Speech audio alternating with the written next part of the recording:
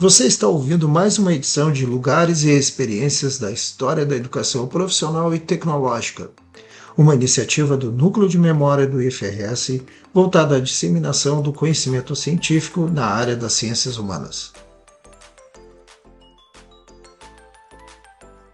No episódio de hoje, vamos conhecer mais sobre o Memória Faced, um importante lugar de memória da educação no Rio Grande do Sul. Para isso, Caroline Cataneu e eu, Marcelo Viana, como integrantes do Núcleo de Memória, entrevistamos a professora Doris Bittencourt Almeida, coordenadora desse espaço.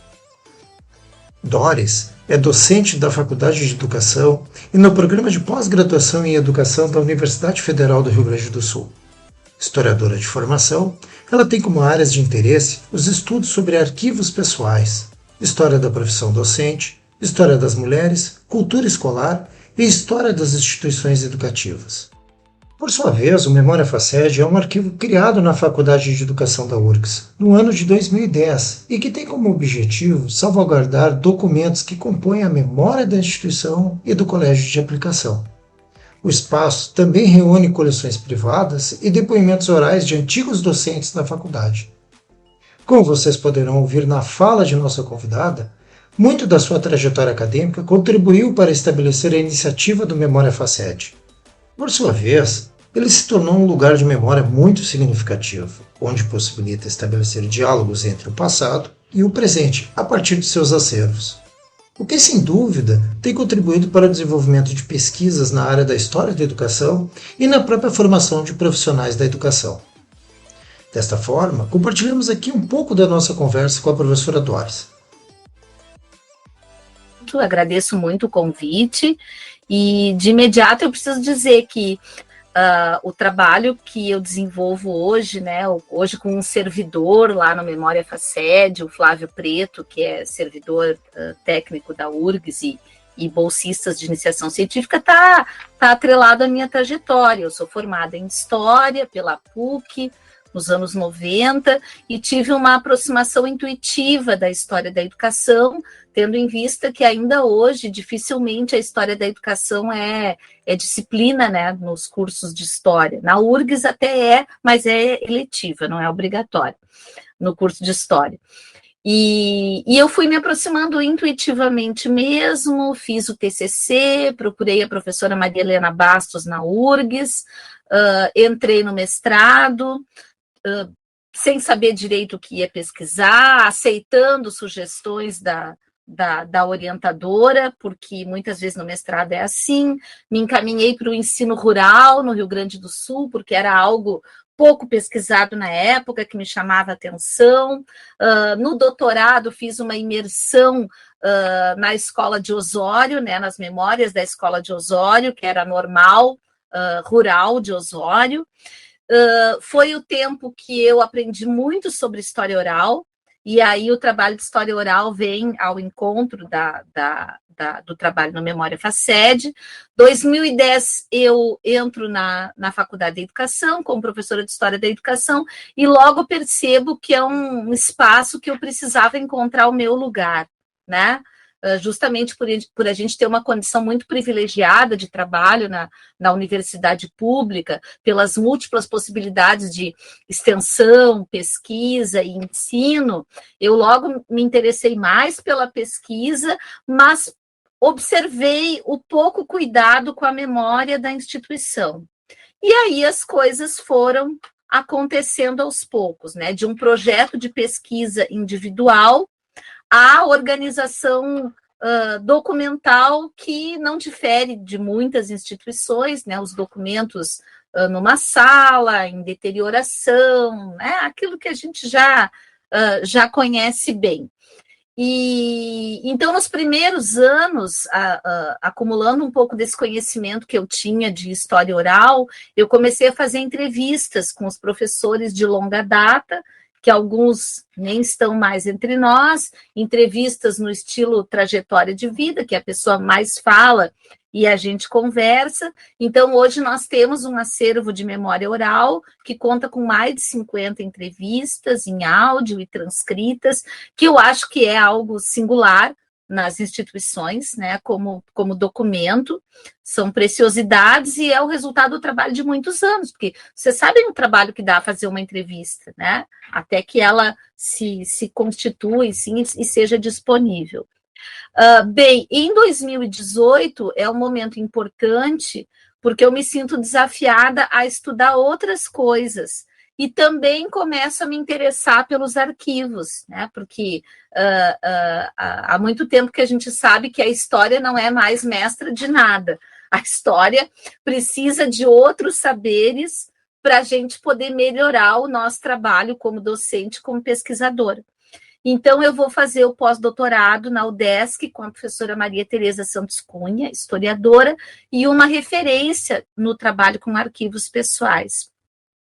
E aí, vendo o que ela fez na UDESC, conservando, né? A UDESC tem uma casa no centro da cidade que se chama, agora eu esqueci o nome, mas é alguma coisa ligada à história do tempo presente, e que eles têm uma sala para cada professor, e lá tem os arquivos pessoais de grandes professores da universidade.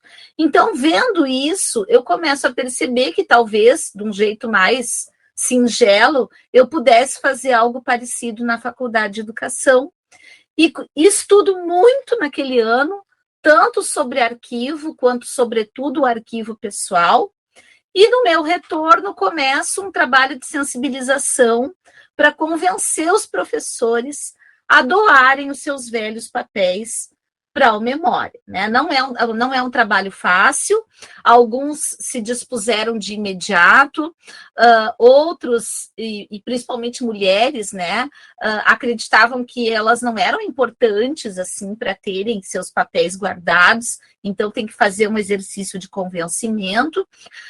Todo o processo de convencimento, busca e organização é um processo muito longo. E nesse ano, então a gente tem hoje, então eu diria que esse é o trabalho que eu mais gosto de fazer, que é receber os arquivos pessoais, que eu considero, como diz a Maria Tereza Santos Cunha, que a gente tem que ter uma atitude de reverência, né? Porque afinal são papéis nem todos ligados ao trabalho que a gente recebe, e a gente recebe com o dever de cuidar para o futuro, né? Por isso que eu gosto de pensar no arquivo e nos centros de memória, de um modo geral, como lugares que se entrecruzam temporalidades, porque a gente conserva o passado, a gente faz isso hoje, de acordo com as convicções que a gente tem hoje, mas a gente faz isso pensando no futuro, né? Então, eu sempre fico muito comovida com esses arquivos pessoais, que hoje são 12, né? Mas esse ano aconteceu um movimento diferente, por uma necessidade de quem conhece a Faculdade de Educação sabe que da URG sabe que o problema de espaço é muito grande. Então, as pessoas com o tempo foram colocando seus armários nos saguões, assim, o que além de esteticamente feio, né, dificulta toda uma circulação das pessoas. Então, seguindo a orientação do Corpo de Bombeiros, tivemos que tirar esses armários, né? Foi um trabalho grande, enfrentado pela direção atual, e aí muitos armários ou espontaneamente ou tiveram que ser arrombados, porque os professores se foram e deixaram lá os seus papéis. Bom, a literatura diz que isso não é exatamente um arquivo pessoal, porque são papéis que foram deixados, né? E aí eles estão vindo para nós. E a gente está guardando também, né? Com o mesmo cuidado, mas são situações bem diferentes de quando o professor traz ou de quando o familiar traz, porque também tem isso, professores que faleceram e um familiar, depois de ser convencido, trouxe para nós. Claro que a gente não naturaliza esses papéis passam por filtros, né? Não se doa tudo, se doa o que se quer doar. Então, não é um retrato da vida da pessoa, né? É uma representação de si que a pessoa, consciente ou inconscientemente, escolhe o que deseja doar. E eu acho que algo importante de dizer também é que esse processo de doação e de convencimento tem um marco importante, que foi quando, em 2018 mesmo, nós conseguimos transformar aquilo que era informalmente Memória Faced, que estava muito atrelado a mim, como um setor da faculdade. Então, se fez um regimento, olhando regimentos de outras instituições, simples, mas dizendo o que tem que dizer, né? Esse regimento foi aprovado pelo Conselho da Unidade e, portanto, o Memória é um setor, como a biblioteca, por exemplo.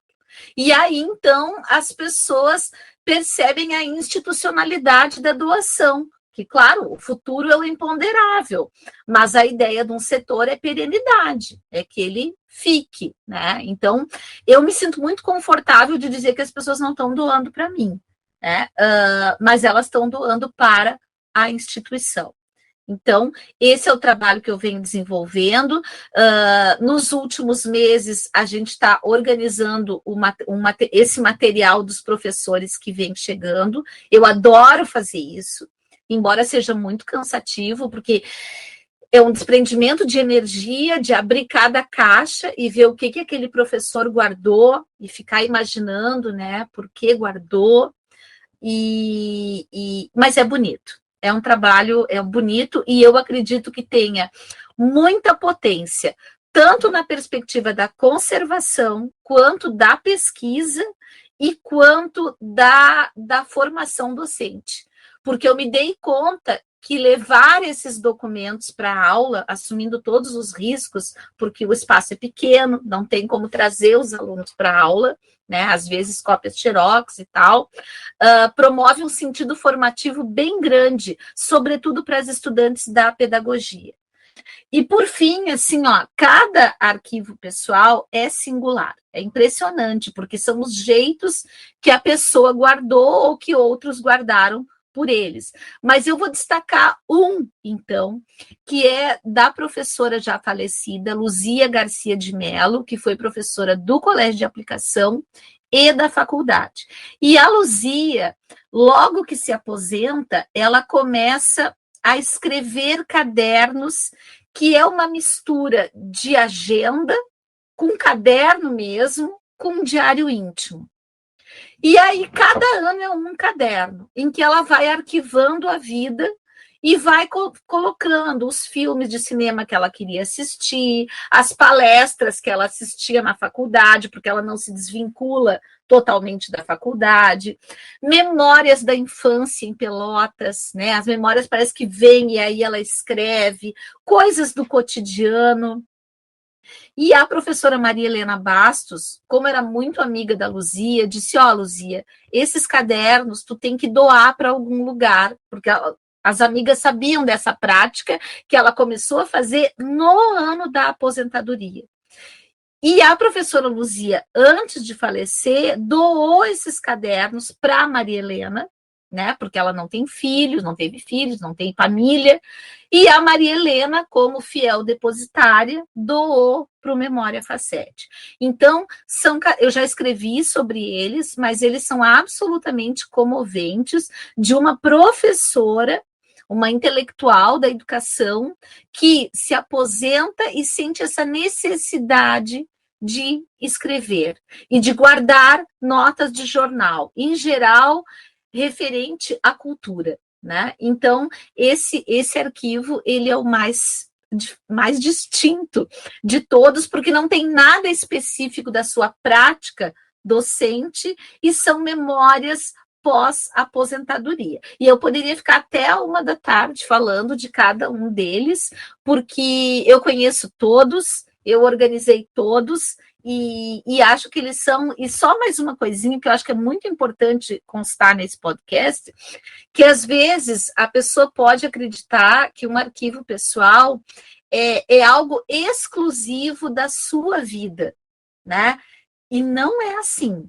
porque quando a gente começa a mexer nos papéis, no mínimo que a gente encontra são memórias de uma instituição de formação docente, são memórias da URGS e são memórias do país. Destaco mais um exemplo que eu acho super emblemático. Em 1988, houve a primeira eleição para a reitoria da URGS pós-ditadura.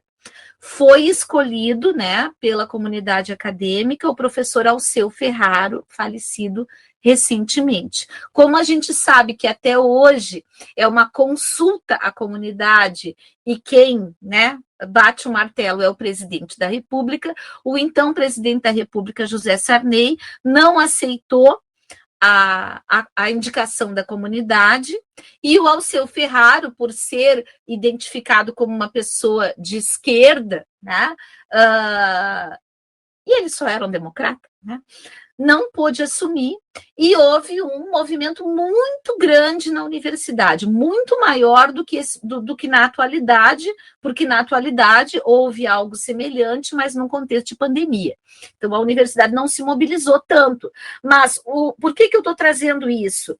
Porque lá no Memória a gente tem o arquivo pessoal do Alceu Ferraro, né, o que não pôde assumir, e o arquivo pessoal do Balduino Andreola, que ainda vive, é um professor com mais de 90 anos, mas muito ativo na faculdade.